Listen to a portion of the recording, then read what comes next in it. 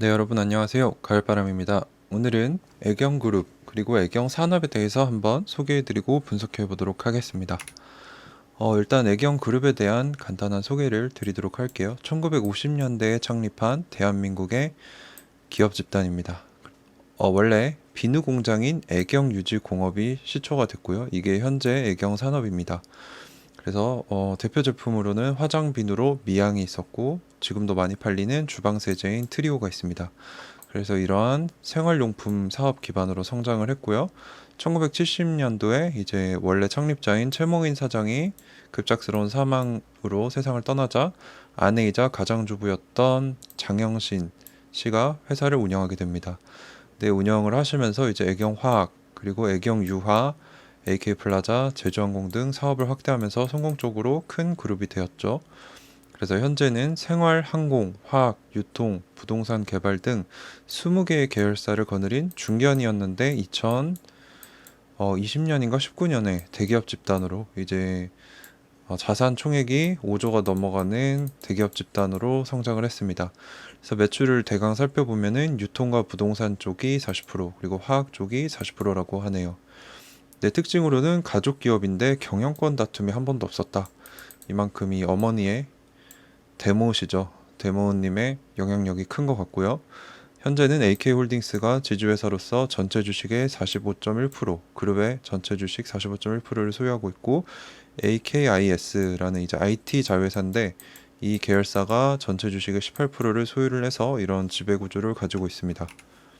현재 주가 상황을 살펴볼 텐데요. 이제 주요 계열사들 먼저 살펴보겠습니다. 제주항공이 제일 큰데 거의 9천억 원 정도 됩니다. 잘 나가다가 이제 2018년 이후로 쭉 떨어지고 있는 모습을 보여주고 있고요. 코로나 이후에 잠깐 회복하나 했더니 아직 지지부진한 모습을 보여주고 있고, 애경산업 역시 상장을 해서 쭉 올라갔다가 추락을 하고 있습니다. 뒤에 이제 좀 더 깊은 분석을 해보도록 할게요. 애경유아는 조금 상황이 나아요. 18년까지 올랐다가 코로나 때까지 떨어졌다가 이제 코로나 이후 유동성 흐름을 타서 쭉 올라주고 있습니다. 그래서 외국인이 가지고 있는 비율이 좀 높은 편이 특징으로 볼 수 있겠고요. AK홀딩스 이제 지주사인데 지주사 주식도 뭐 이제 다른 주요 계열사들과 다르지 않네요. 그래서 18년도까지 올랐다가 쭉 떨어지고 있는 이제 화학 쪽을 제외하고는 18년까지 올랐다가 지금까지 쭉 떨어지고 있는 모습을 보여주고 있습니다.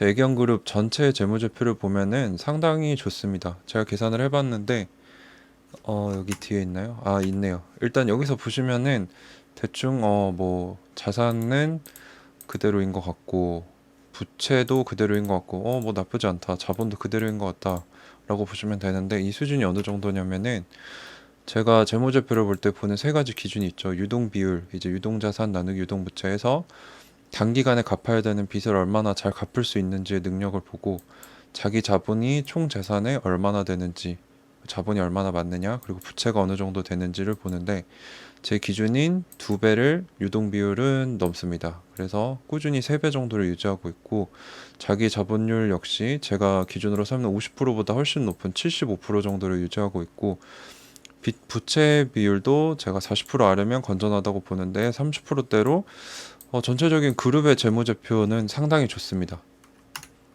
손익계산서도 보시면은 이제 매출액이 좀 줄긴 했죠.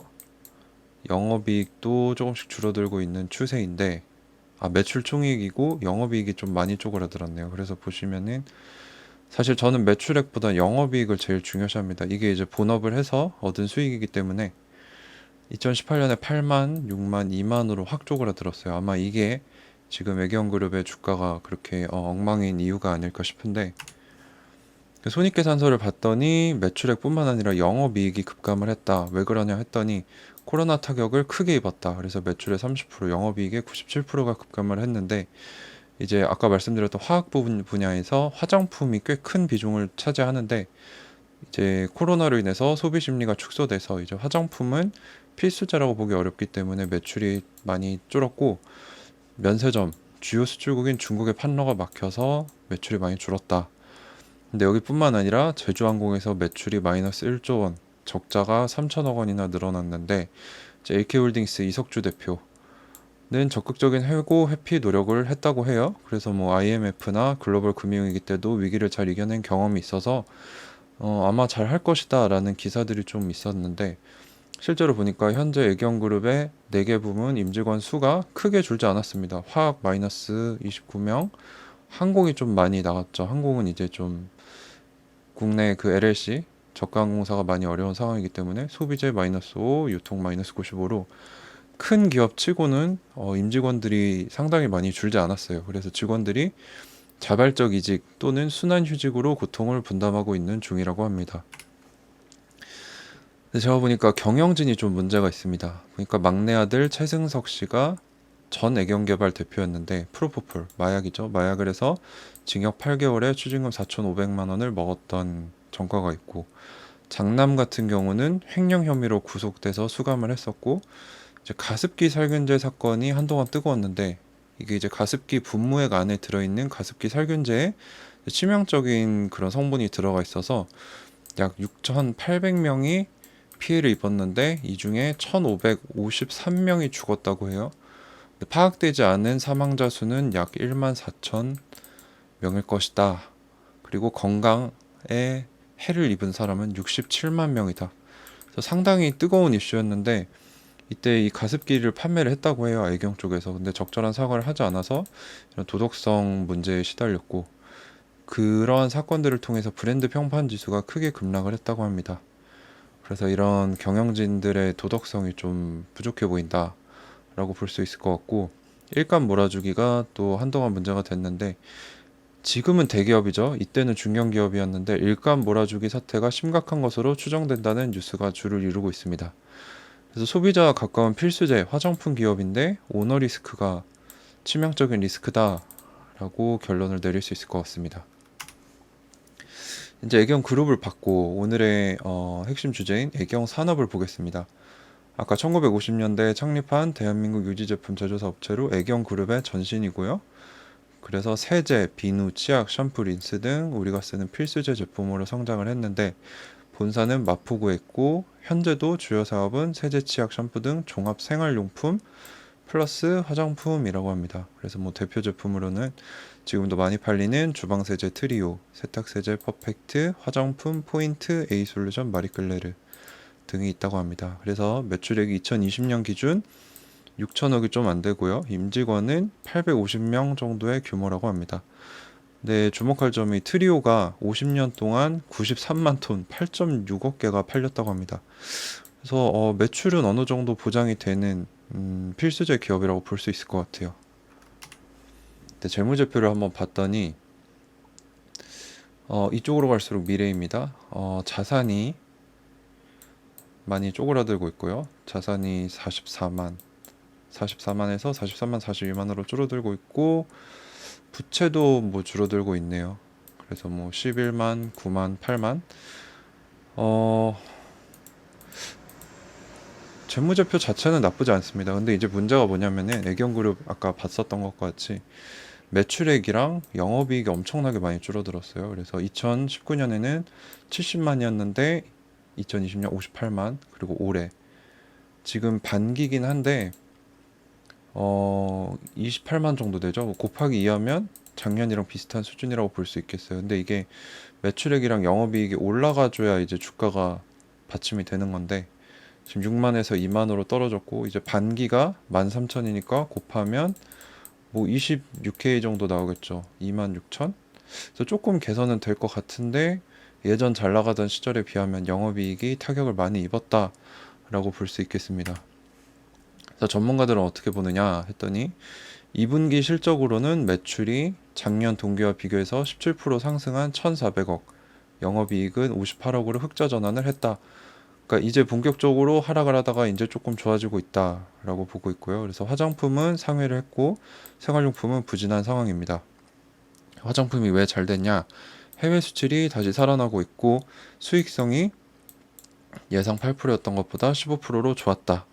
그래서 이 여파가 왜 그랬냐? 중국이 다시 오픈되고 있고 백신 접종이 확대되고 있어서 화장품, 생활용품 모두 수출 고성장이 기대가 된다. 그리고 우리나라 내수에도 소비 심리가 살아나서 내수가 회복될 것으로 예상이 된다.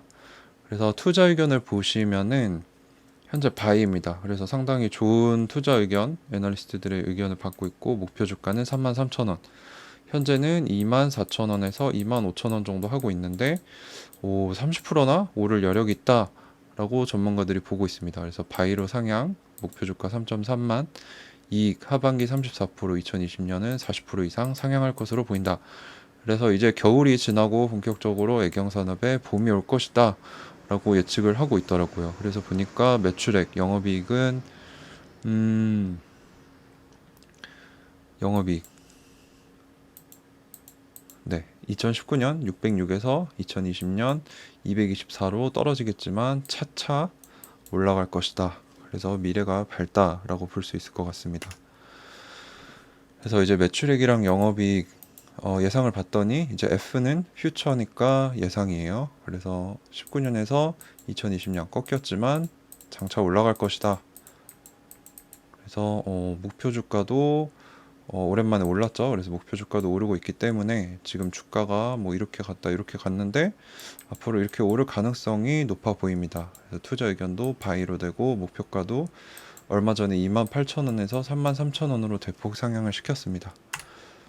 네, 그래서 현재 차트를 이제 월봉으로 보면은 상장하자마자 크게 올랐다가 크게 하락했다가 지금은 박스권을 타고 있는데 주봉으로 보면은 조금 다릅니다. 이제 하락세가 꺾이고 이제 상승세를 타고 이제 조금씩 네, 이거를 바탕으로 이렇게 올라가고 있다.